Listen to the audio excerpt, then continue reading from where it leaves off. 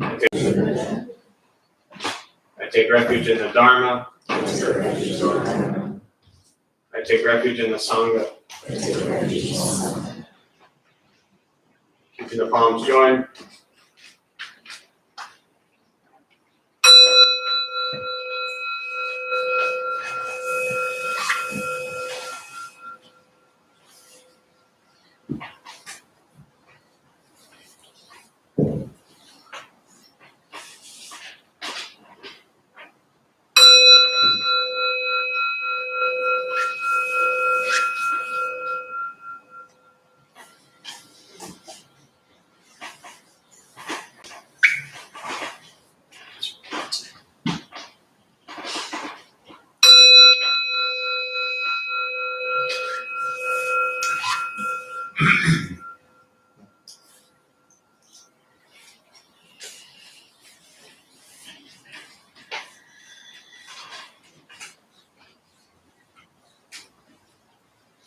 Palms down.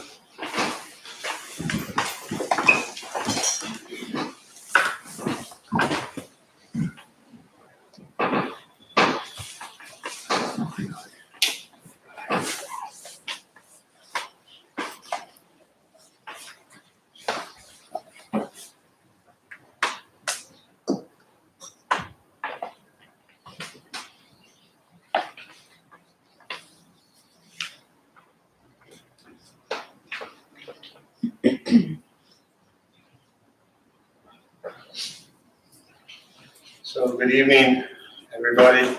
Good to see you all here. Thanks for being here. It's funny, I was just thinking as I was doing my offering, my first teacher, Venerable Yizhe, who was at the Taiwanese temple down the street here,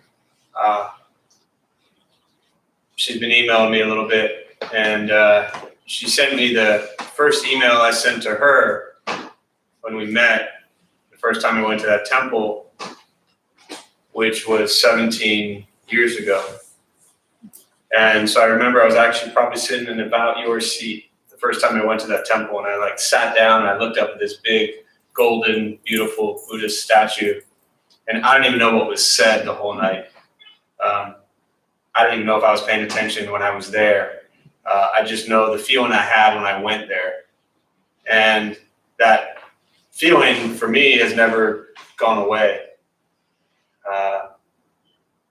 throughout this entire journey. And what I was thinking just now as I was doing my offering and thinking about that and what I learned from her at that time, and still today really, was just that every time you begin your practice, you treat it as if it's the first time. And, the book Zen Mind, Beginner Mind, that's what that's about. The Zen practice is really about that. But she just had a way of kind of bringing it very real and very present to everything you do. And so, as long as I've been on this journey and through Dharma Bums and all this stuff, to me, I still hold in my mind and in my heart the exact same feeling every time I walk into the temple. And that's a feeling of, why am I there? That's why I always ask, why are you here? It's a feeling of, am I paying attention to where I'm at?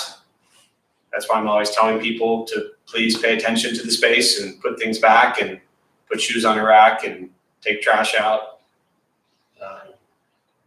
Anytime someone had a problem or they went to her with anything, like life's challenges or struggles, she didn't tell them to go meditate. She didn't tell them to go spend $2,000 on a retreat.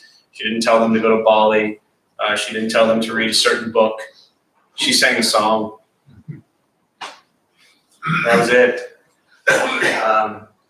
And the song wasn't even in English, so you didn't even know what it said, right? And for me, my version of that, and those of you who've known me long enough, you definitely don't want me singing, first of all. That's where I come up with my lines of, go watch a funny movie or go read Garfield or, go watch cartoons. It's something that just makes you feel pleasant. And she had that ability to just sing a song and all of a sudden everything miraculously felt pleasant. So The Buddha taught very clearly we have pleasant, unpleasant, and neutral. And unfortunately, so much of our lives are spent in these unpleasant feelings. That's so much of your day, truly, is unpleasant. And so we seek and crave and we desire something to make us feel pleasant. And you end up here, or wherever that might be. And what I've learned through this practice is to really reverse that. Meaning wherever you go, however you spend your time, however you spend this single precious life that you have, try to make it pleasant throughout your day. Otherwise, what's the point? What's the point of spending your entire life unpleasant? That probably grammatically didn't make any sense, but you know what I mean. Don't be unpleasant. Spend your day feeling pleasant. And if you do that, then someday none of us will be here anymore. And that will be great. You'll all stop showing up. I won't need to show up. All right? I'll just go watch the Cubs play baseball. All right? So find things that make you feel pleasant and do those more often. And I always want to put a little asterisk there for those who might be brand new to Buddhist practice. When I say find things that make you feel pleasant and do those more often, that doesn't mean things that cause tremendous pain and suffering and harm to self or others. Sorry. As all the stories in our head were going off of what we could do that would help us feel pleasant. With the last asterisk I added, I probably ruled out 90% of those, so I apologize. But find things that are healthy and safe, ideally legal, and try to enjoy a pleasant life. So with that, we'll sit. We'll do meditation practice. In case any of you are feeling unpleasant right now, your meditation you're about to do right now should fix all of that, so don't even worry about it. A couple things to tell you before we begin. Nothing's going to happen to you. You're not going to float away. You're not going to have any mystical, magical experiences. The mind that races all day long is not going to shut off. Don't judge your practice when you don't ask yourself, is this working? Is this not working? Am I doing it right? Am I doing it wrong? We're just going to sit. We're going to breathe. You'll hear sounds inside the room, sounds outside the room. This is life. Life is filled with sounds and chaos. The practice of meditation is learning to get quiet and still within all of the chaos. Most important, don't expect anything. If you're sitting there waiting for some grand aha moments or deep realizations, you'll probably leave pretty disappointed. So we're just going to sit. We're going to breathe. I'll guide us as we begin. We'll settle into a little bit of silence. And again, most important, just sit and breathe.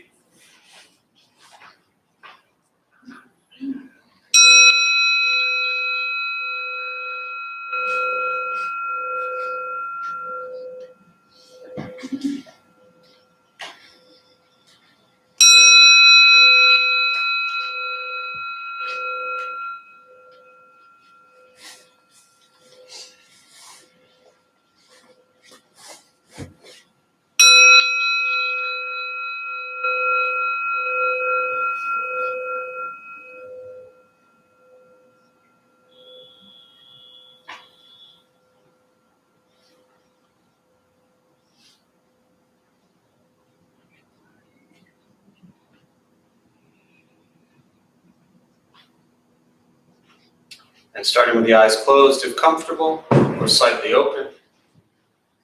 Mouth is open or closed. Start with taking 3 deep breaths slowly.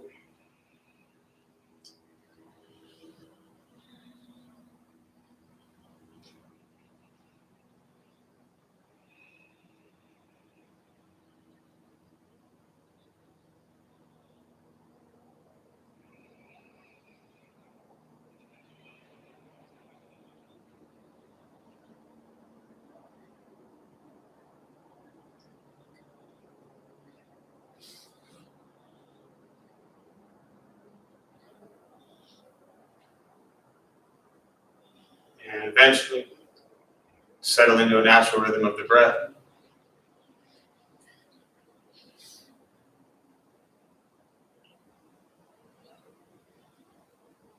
Noticing the mind as it wanders, jumping from thought to thought.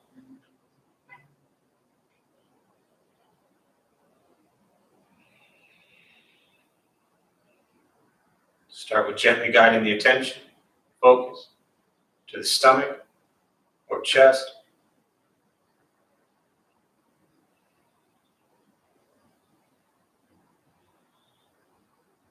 Breathing in, feel them rise.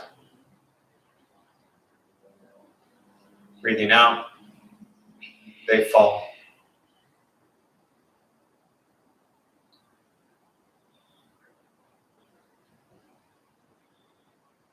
Simply continue this practice, observing sensation of breath, expecting nothing but to sit and breathe.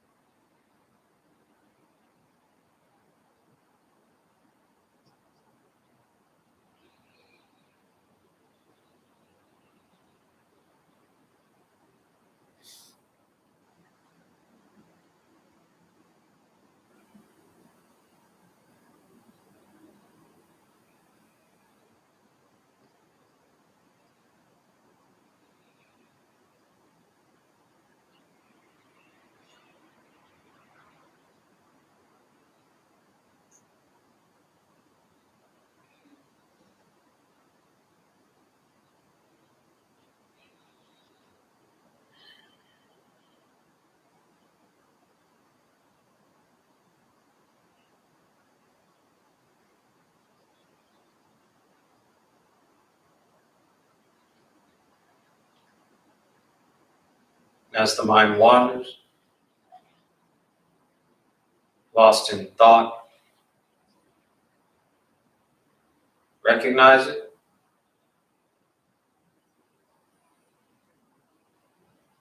release that thought, return attention, focus to the breath.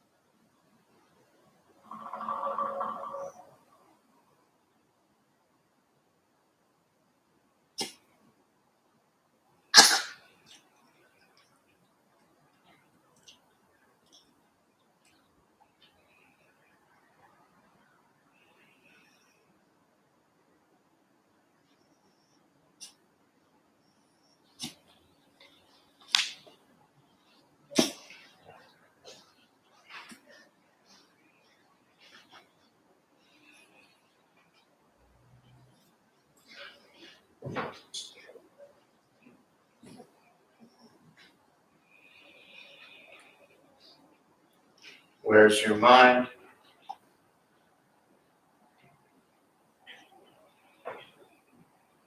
Release that thought. Return to breath.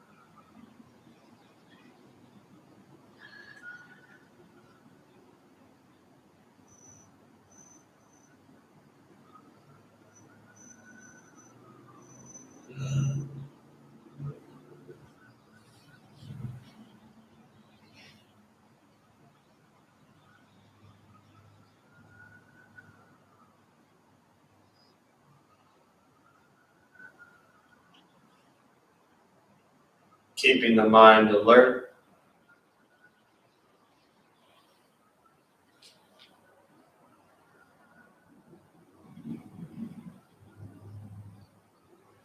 Aware of each sound.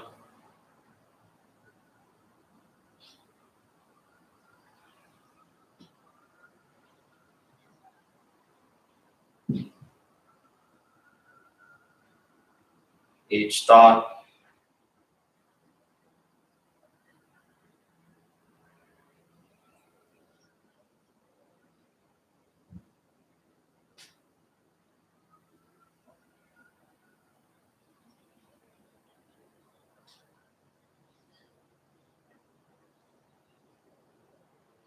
Each physical sensation.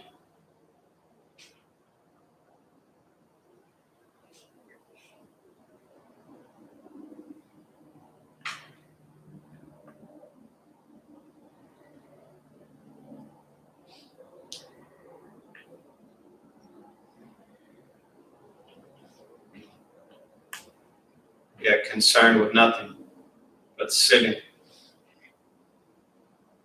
breathing.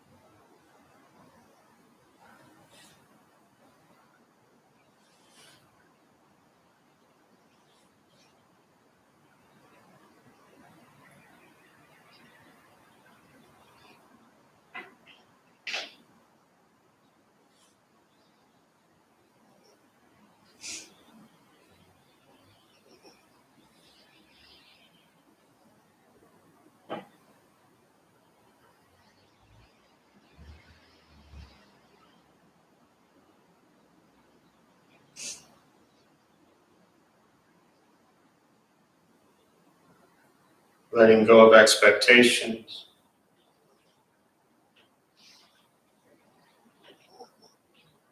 letting go of judgment from the practice,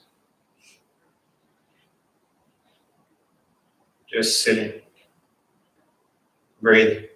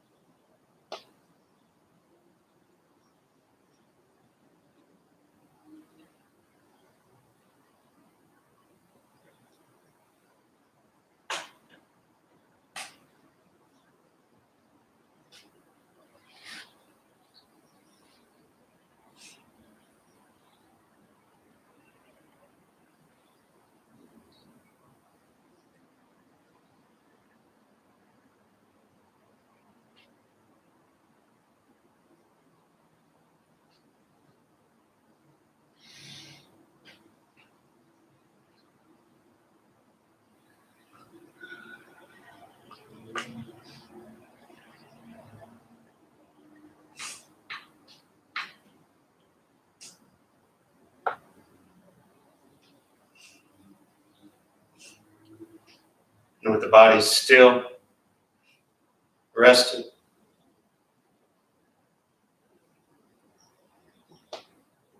and the speech quiet, aware of all sounds, and the mind learning to settle,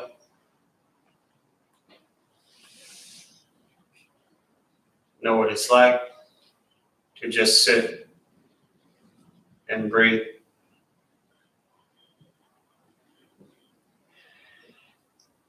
Knowing with each breath, there's nothing else to do.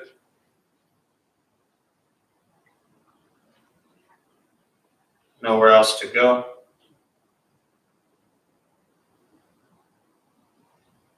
No one else to be.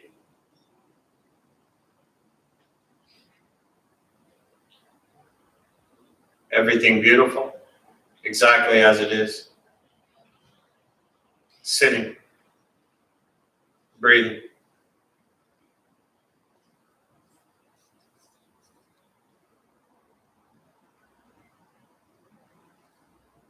And once again, taking 3 deep breaths, slowly.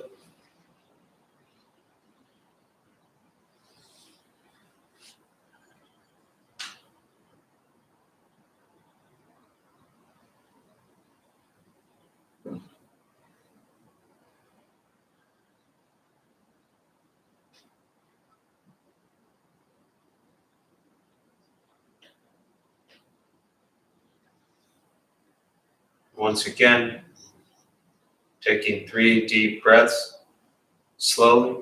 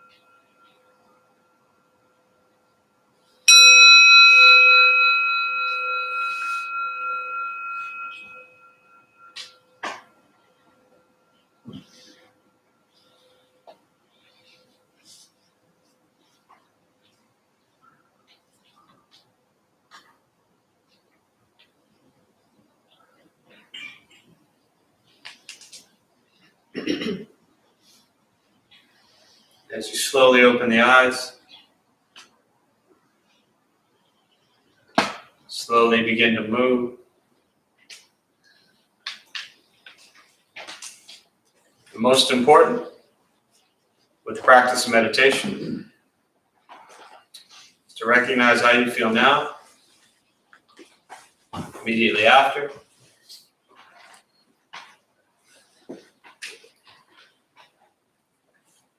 compare this to how you typically feel throughout your day. Recognize the difference, if there is one.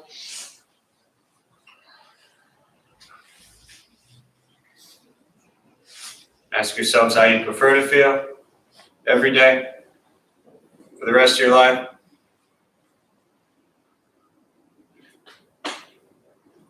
And realize however you feel now, if it's quiet, calm, still, or a busy mind, racing mind, whatever you're sitting with at this moment, it's nothing to do with anything I said. It's nothing to do with how you sit, hold the hands across the legs. It's nothing to do with the sounds around us or anything else for that matter. It has everything to do with your own mind and your own mind's reaction to an external condition. This is what the Buddha called pratitya samuppada, means dependent origination. This is the basis of the Buddha's awakening. The word Buddha simply means awakened.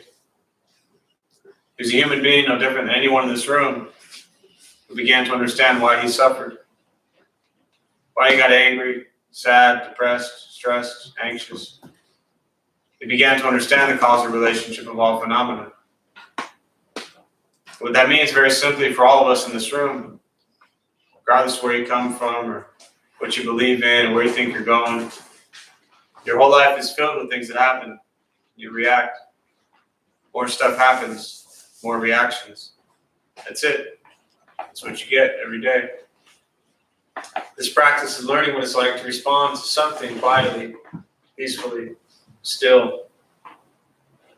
Because for most of us, the way you responded to the last 20 minutes is quite different from how you respond to everything else that's happening throughout your day. So all we're working on is closing the gap where the way you feel now is closer to how you feel always. Just as driven, motivated, productive, successful, whatever that means to you in your respective lives. With a mind that's steady, clear, and focused, distracted by nothing, disturbed by no one. This practice is not easy. It's not necessarily fun. Meditation is not an escape as often people think it is. It's not closing your eyes and pretending you're sailing down a river and looking at all the birds and trees and flowers. That's just an escape from the present moment. Meditation is free. Buddhist practice is free. It's learning to be with things as they are and not run from them, which is what many people spend so much of their lives doing. Running from thoughts, running from people, running from places, running from anything. Just running to get away from something. Buddhism would call this an aversion.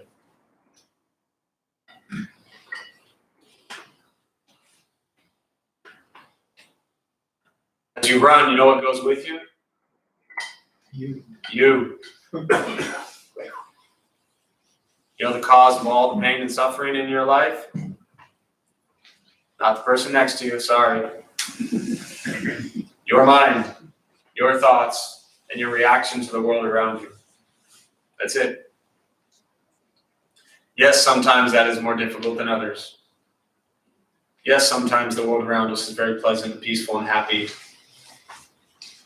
And yes, sometimes the world around us is unpleasant and unpeaceful and unhappy.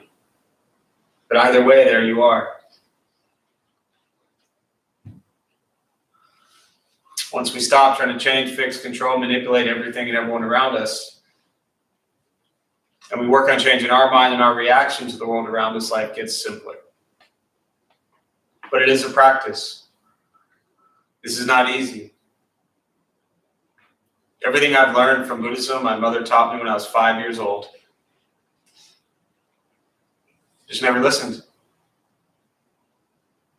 And 30 years later, you're like, oh, this is some really cool stuff said by somebody who lived a long time ago in a faraway land. I'm going to try that. I mean, why should we listen to anything a parent tells us? Right? Where's the boy? Listen to everything your mother tells you.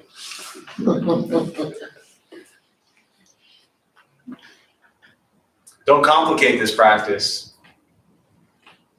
You know, for those of you who might be new to Buddhist practice or meditation, it's really not anything that you haven't already heard before.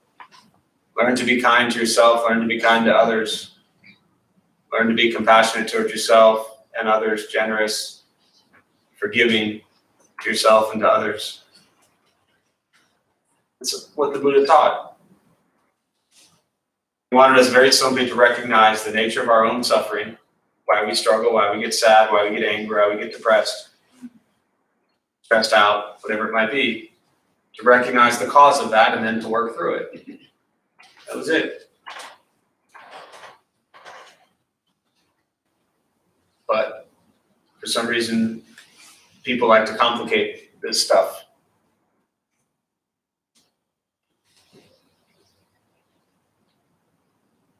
As I always say, this is not about being good at meditation or being good at Buddhist practice here. It's about bringing this into every other area of your life.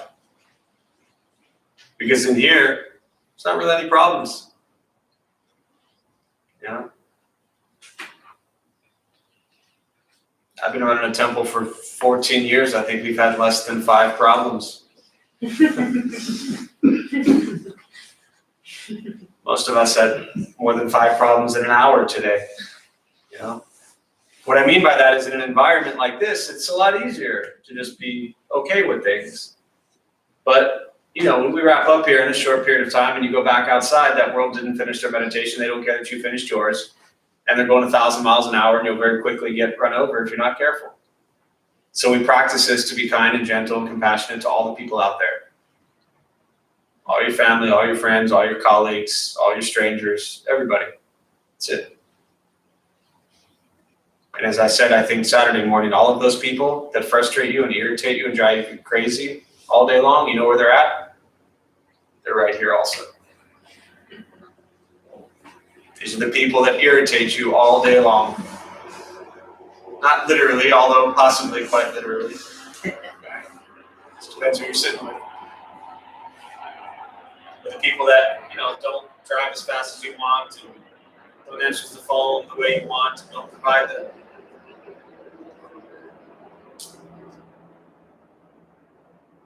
You don't ever grow up going to Starlight Bowl?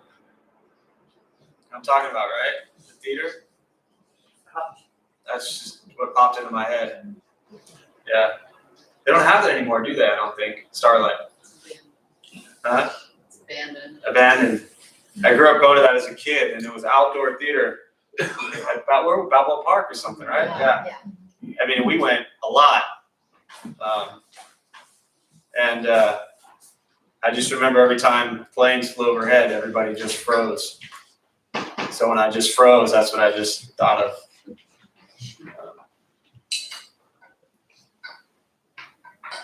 Don't take this stuff so seriously. I led our college group the other night. I do the 3rd and 4th week of the Pledge program, and I give 2 talks. You know what we started the night with? Cookies.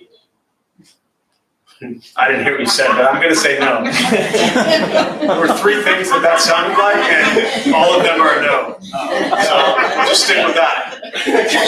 I'm pretty sure you didn't say duck, duck, goose, right?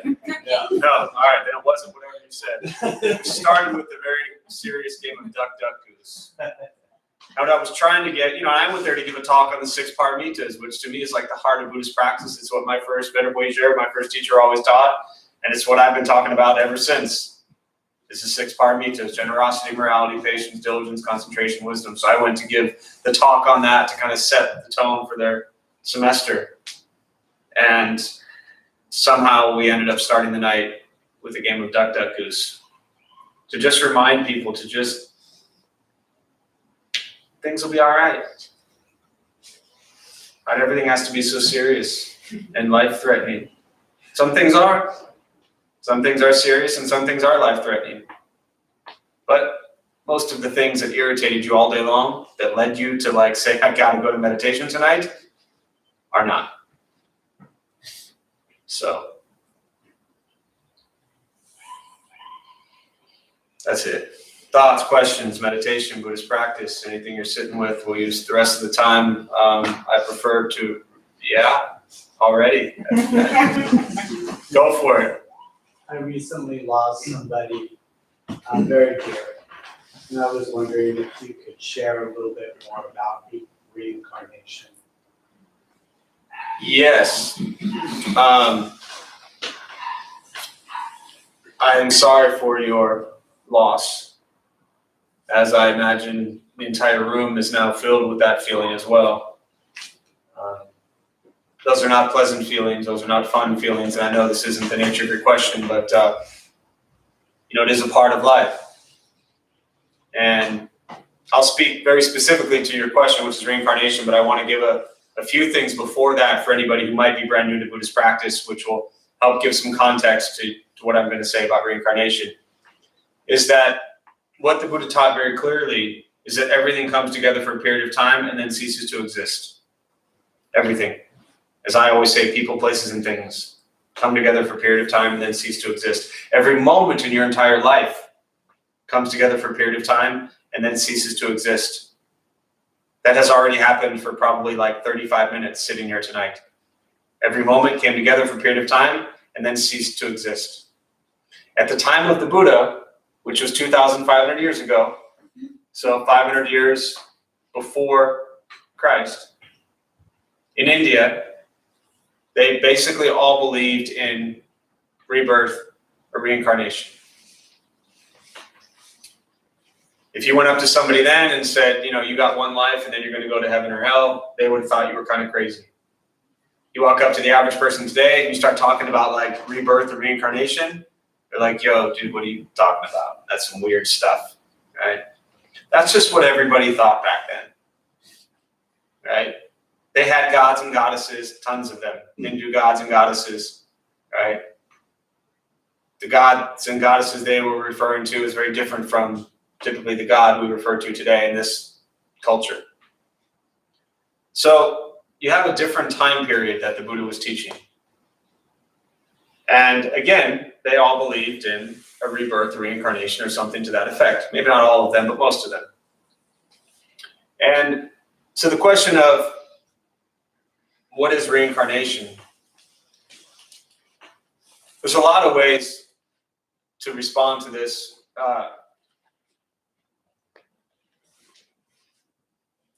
We exist, according to the Buddhist teachings, because of our consciousness. It's called alaya vijnana, which is storehouse consciousness. And that is what continues on endlessly. Our physical form will come together for a period of time and cease to exist. But to understand or look at what is reincarnation, you have to first begin to understand what is actually being reincarnated. So if I, Jeff, died, it's not me, Jeff, that's going to continue on. That wouldn't make any sense, because if you buy into, and at the end, if I don't, I'll remind you, you don't have to buy into this rebirth reincarnation thing, it doesn't matter. But if you buy into the rebirth reincarnation thing, and I, Jeff, am sitting here thinking, if I die, when I'm reborn, is it going to be Jeff? Well, that doesn't make any sense, because then how would I have gotten here to begin with? What was this I that I'm referring to and calling Jeff before I was sitting here? What it continues on is karma, consciousness. How does it continue on? We don't know. Meaning we don't know where somebody else goes. We don't know. But what I was taught very clearly was at some point over a 49-day period, and it was a monk in Taiwan when I was living at the monastery there, and he taught life and death studies at the Buddhist University. And he said that when the physical form dies, which it will, that storehouse consciousness, that alive is nana, will leave the body. And at some time over 49 days, you will have sperm, egg, come together, consciousness enters, boom. And you have a continuation. Those are very technical teachings. But that's my understanding of that teaching. Often, when we think of loved ones, and we want to know maybe where are they, where did they go, we don't always know. And I've found this practice and these teachings around death and rebirth and reincarnation to understand that everyone goes when it's their time to go. Otherwise, they wouldn't have gone. We don't know how much time we get. But I will say, I think the mistake that we often make when we look at this thing as just a one life is that was the time they were here this time. Venerable Boissier, the one I mentioned earlier, she used to always say, all of us in this room, we've been each other's, mothers and fathers and brothers and sisters and sons and daughters. Because if it's an endless continuation of consciousness, where did it start? Where does it end? The challenge is these physical bodies, this physical form is what we tend to get to know and love and care for. And so we think that when the physical body dies, that the person dies, or the animal dies, or the insect dies. There's a school of Buddhism, and I'm touching on a lot of different ways to look at this, but there's a school of Buddhism called Yogacara, mind only. And the focus on this is to understand that everything lives only in your mind. So if everything lives only in your mind, how can it ever die? No beginning, no end, no birth, no death. Just consciousness.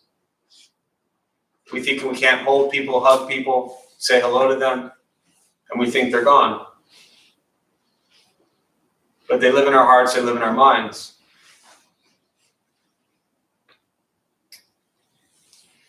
I don't know that anything around Buddhist teachings necessarily comforts loss.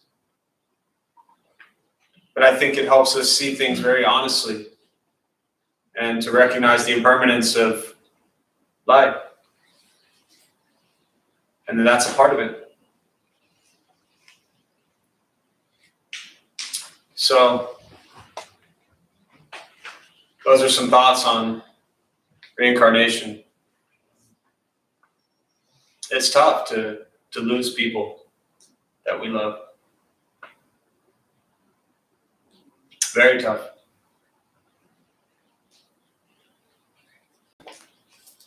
Yeah.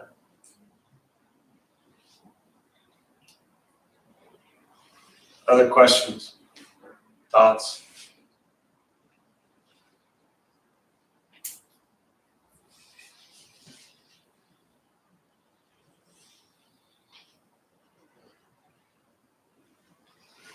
Yeah. Jeff, what is the difference between suppressing something and letting something go? What is the difference between suppressing something and letting something go? I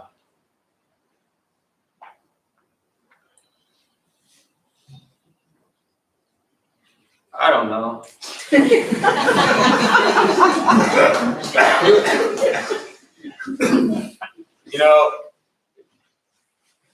When I think of like suppressing things, kind of along the line that I just said, suppressing things to me sounds very like you're just going to kind of push it away, push it somewhere. Like you're going to resist it. Like I think something trying to rise, and we're just going to keep pushing it down. And when I look at Buddhist teachings, I think there's a very strong resistance to what's actually occurring. with when I think of suppressing something, right? I mean, this bowl is here, and I can try to push it down as much as I want, but it's still here. And let's say I push so hard that it goes underneath the wood, and I say, well, it's gone. I have suppressed it. No, I haven't. It's right there. And I've probably spent 20 years trying to suppress it, only to have it move like 3 inches below the wood.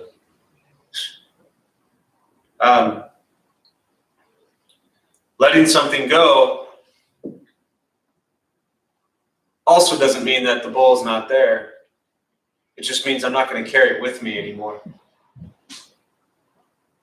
I'm going to leave it there, or I'm going to hand it to someone else.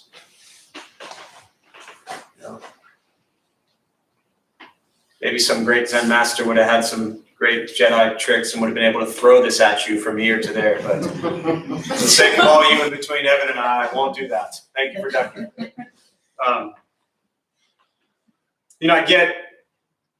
I know you and I understand the nature of the question.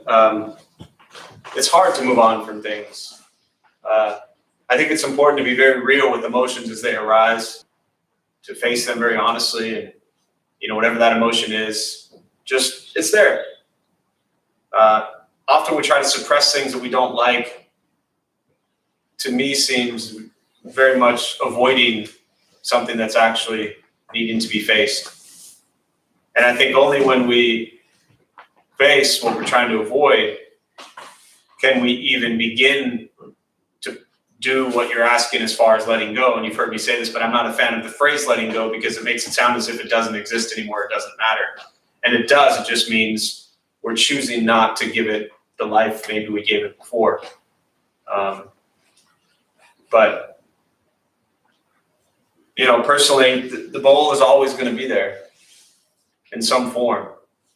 And I like having the ability to be able to look at it when I want and not look at it when I don't want to. That's the way I perceive this idea of letting go. So whatever that's worth. Yeah, for sure.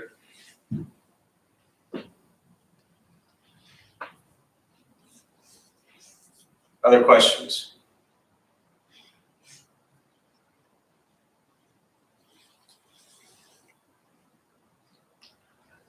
Yes, in the back.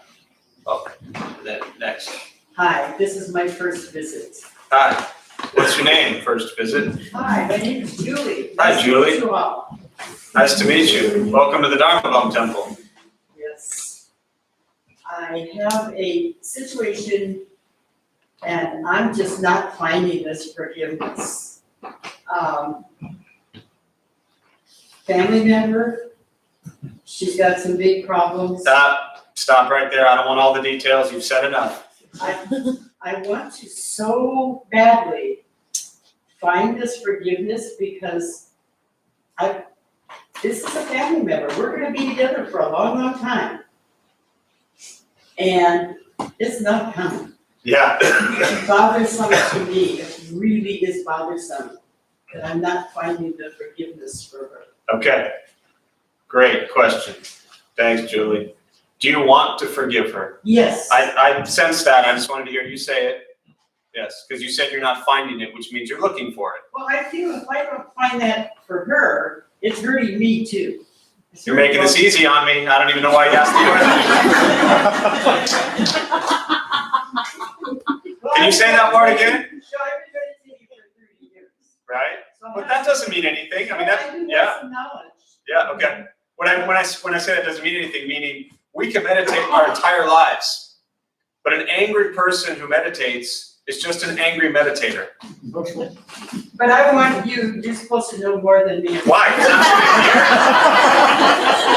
You've been at this stuff longer than me. Why am I supposed to know?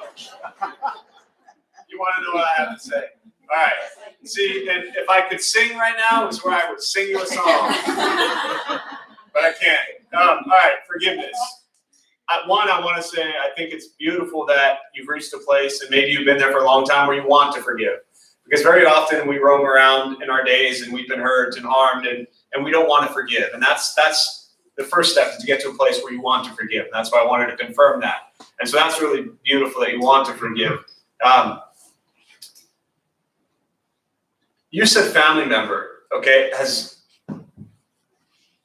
you ever done anything that harmed this family member? Yeah. Ever? Nothing.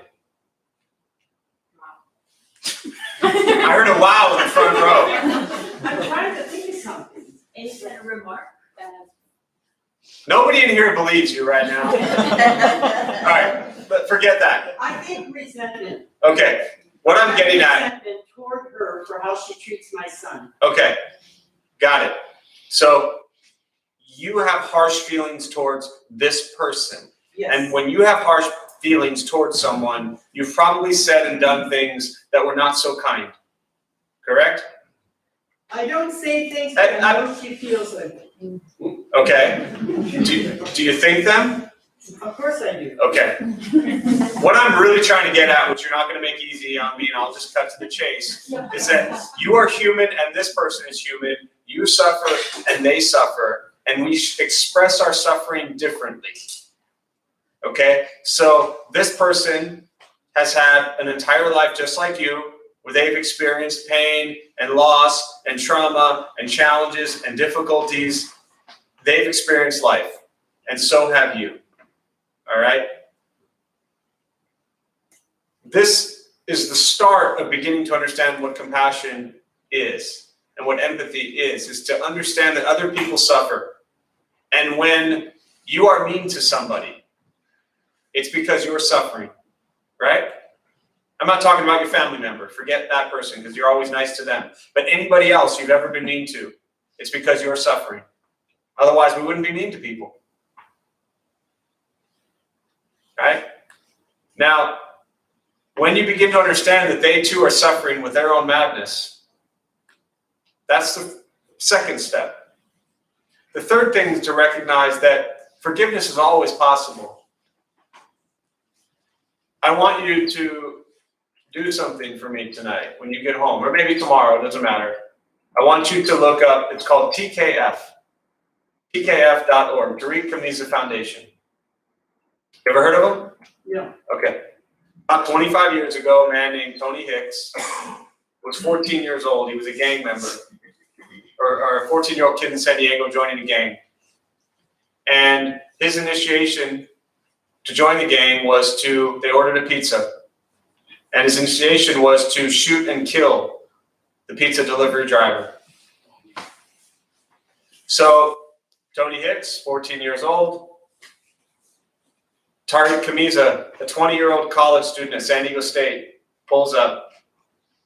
Tony goes up to the window with the gun and shoots him to the back of the head. Tony Hicks, this was big news in California because he was the first adult tried in the state of California. And the father, Azim Kamiza, reached out to the grandfather who raised the boy and Tony himself in an act of forgiveness. And he said, I forgive you for murdering my son. He said, I see victims at both ends of the gun. We are a victim. We lost our son. Our entire lives shattered. You are a victim of a society that somehow raises a child who at 14 years old feels like they must join a gang and has easy access to get a gun and go shoot and kill somebody. And he acted out in forgiveness because if he didn't, he wouldn't have survived. I'm talking about Azim, the father. I worked with him intimately for about 2 years. Volunteered with the organization, would drive around with him every day. And he said, if he didn't forgive him, he wouldn't have been alive himself. But the forgiveness was the only thing he could do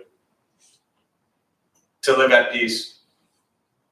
Now, I want to be very clear, or one more thing about that. So what they do is they go into schools.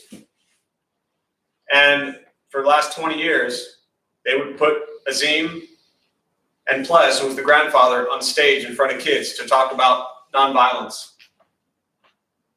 And the facilitator would say, this man's grandson murdered this man's son. And they would show where the bullet went through the back of his head. And they are here to teach you all about forgiveness. To this day, I get chills every time I hear it, talk about it, see it. I've never seen a more powerful, moving story. I think Azim was a stand-in hero one year of forgiveness in my life. I can't imagine anything worse than that. What this tells me is the power of forgiveness is possible. You just aren't there yet. And I can't tell you how to get there. I know you're looking for the answer. What I'm hoping you'll see is that this person, and I don't want any more details than you've already shared, this person is also suffering. And they're harming you or somebody else, which is also harming you. It's not always about you or the person that's being harmed. The person doing the harming also has been harmed.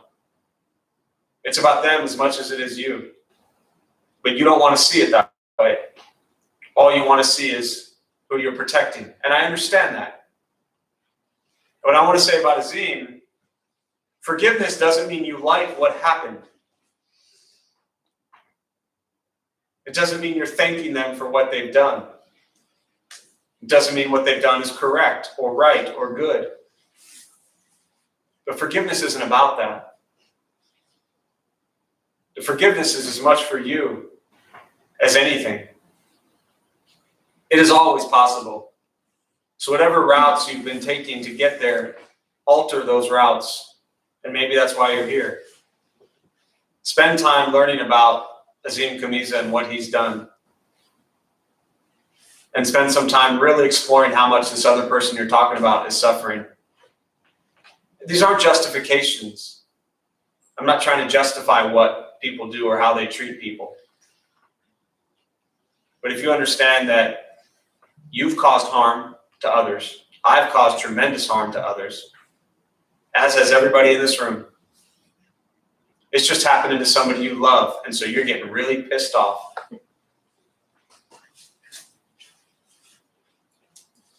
Explore it deeply. It's not a page in a book. It's not a quick, this is what you do. It's asking yourself, can I really continue to live my entire life torturing myself without being able to forgive? It's not worth it.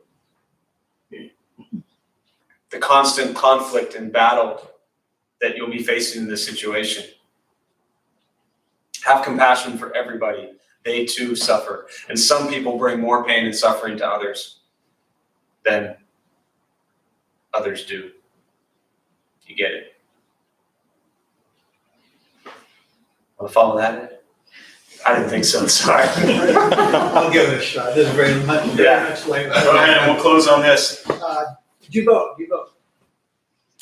There's two things I don't talk about in the temple.